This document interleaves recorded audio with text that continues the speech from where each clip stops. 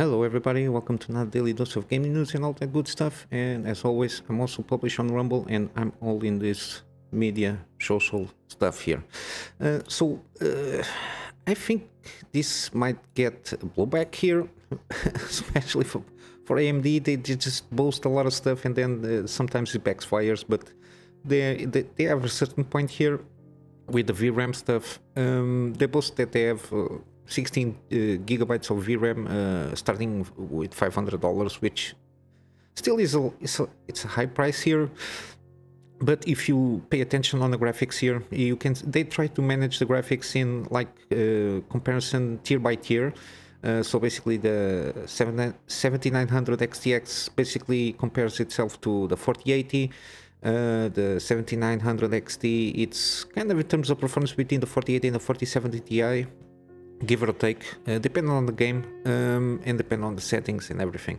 But then they have the 6950 XT and the 6800 XT plus the 6800 XT. They all have 16 gigabytes. They have good performance still.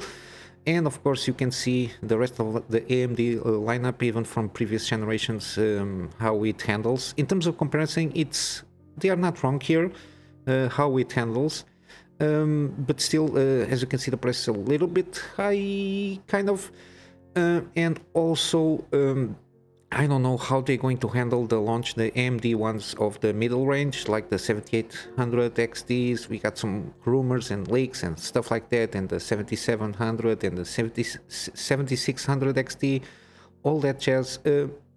We don't know how they're going to deal with, because from what I gather, they still have a lot of stock of the previous generations, the 6000 ones, especially 69 and 6800 variants of the GPUs. I think that's one of the reasons they are delaying. They are trying to empty out the stock so they can introduce these GPUs on the market, or else if they introduce it with the kind of the same price, give or take, I think the 7800 should be around the 550 something, and if it has this kind of the same performance around the 6950, which supposedly has the same battle kind of thing, almost at the 4070 Ti, the 7800 XT, if not mistaken. They have to sell it around 550, maximum 600 to be a good value. These ones lose completely the value, and then they get stuck with this stock of ancient GPUs. I don't know how they're going to deal with this, but yeah, basically this is how the story goes. We will see. I hope it doesn't blow back on AMD and everything goes well for consumers, because I really don't care too much about these companies. They are doing a lot of shenanigans, especially on these generation GPUs. And the most egregious one, it's Nvidia with the now with the 4060 Ti. Sorry, it's going to be a mess. But yeah, we'll see how it goes. Try not to delve too much into rumors.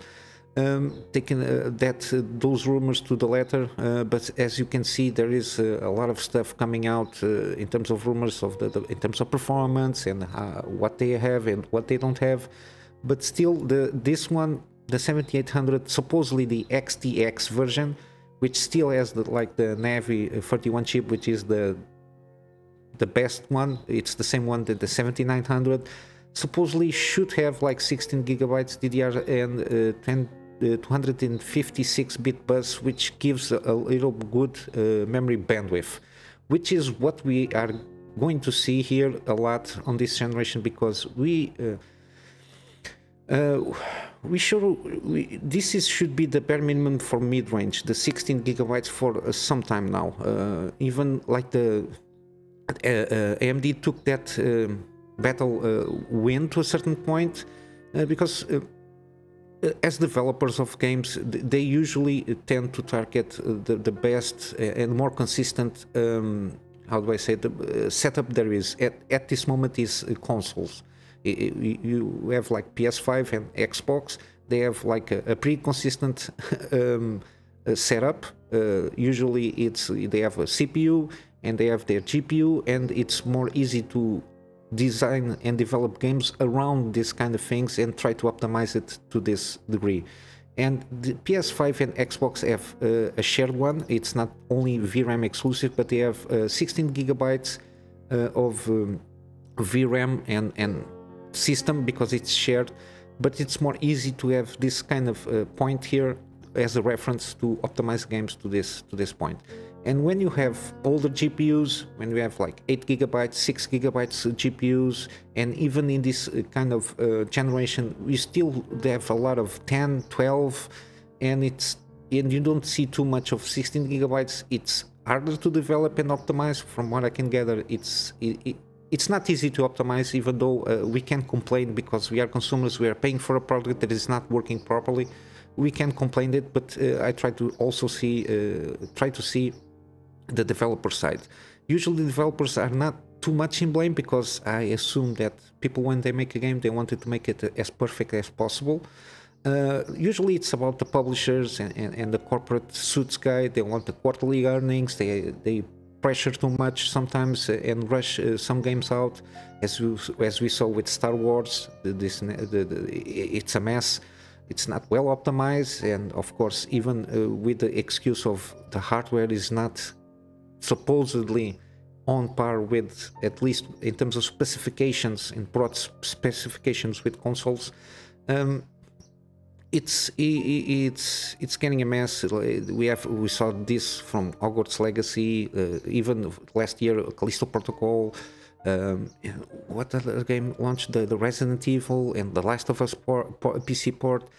But yeah, we are going to continue to see this throughout this year for sure, especially from Unreal Engine 4 games. I don't think that the Unreal Engine 4, is not that well optimized for like the newest technology like ray tracing and everything. I think they have to do a lot of optimizing inside the engine to have these technologies, also DLSS, and this takes time, takes time. It's possible, but we as consumers, when we are demanding like high graphic fidelities and everything, we have to take into account that this takes a lot of resources from our hardware. Doesn't excuse the butchering of the game launches that we're seeing lately, but still it's something that needs to be balanced out and have a fair criticism of things from hardware to the games that they are being launching. But yeah, it seems to me that this mid-range is pretty decent from AMD compared to at least what we have from Nvidia.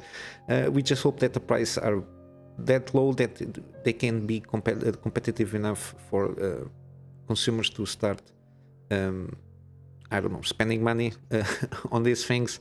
But yeah, we are seeing in the high end like lowering a little bit here and there.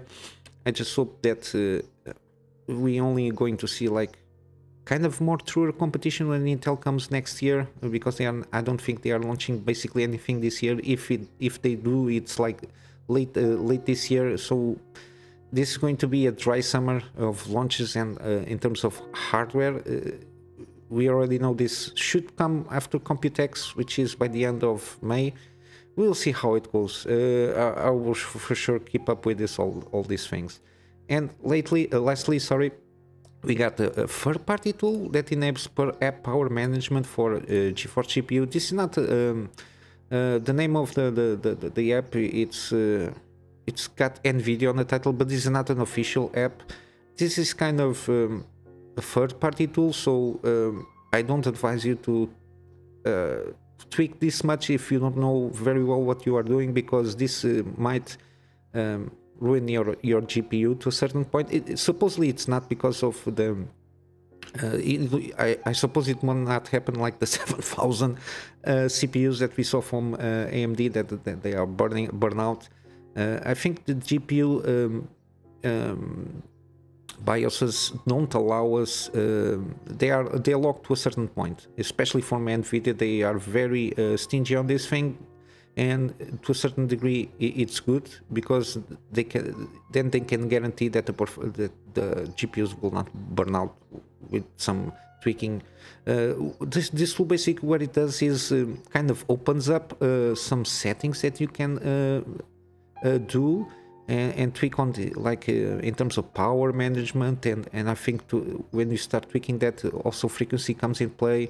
It's something that the MSI Afterburner and even the proper NVIDIA Rivetune or something like that it's called, you can it's integrated on those apps, but this app especially brings these like settings to the forefront. But if you don't know exactly what you are doing, because this has a lot of, like you can see P2 states, this have to do with frequencies and then with power management, and then if you do something wrong, something will not go well on the apps itself. You might have some crashing, but yeah, supposedly it's doesn't have anything like malware or something like that, but I don't advise too much. It's more about the curiosity thing. But yeah, we might see some I think this might be good for example, like laptop GPUs. If you want to play on battery, or if you want something like that doesn't overheat too much the overall setting on your laptop, I think this might be good, because you can set up some power limits on the apps itself. I don't know, but it's interesting to see these kind of things. I'm going to finish up with some gaming deals. This is not a gaming deal, sorry, the Invincible. Hey, I saw a preview from ACG. I usually follow him for gaming reviews and some previews, and he did like a preview and impression for the Invincible here, and he got good remarks. This is like a small studio. It's like maximum 30 people working on this game.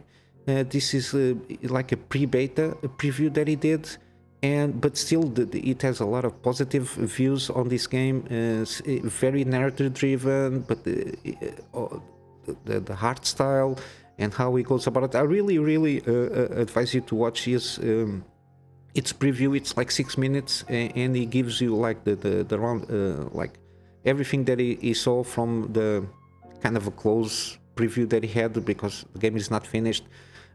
Supposedly it comes by the end of this year, I think. It seems pretty good. I will leave a link on the video in the description for you to check out. And some video gaming deals here. We got the Nioh franchise, which is like 75% off. This is the complete edition, so all the extra content is here. And also Nioh 2 complete edition, a little bit more expensive, only 40% off. And we got Death's Door. It's a very it's not a recent game, but it's something that I caught up quite recently on this game. It has very positive reviews. It seems it's kind of a RPG one, and it seems pretty good. 50% off is from Devolver, so it's part of the Devolver publisher deal here. And I'm very curious to see about this game. And also to wrap up, I've got the Outer Worlds. I'm putting the original version. I think that the corporates, like the special edition that they did with enhanced graphics is still like a little bit of a mess, but still, from all intents and purposes, the original version is pretty good. Doesn't have any stutters or anything like that.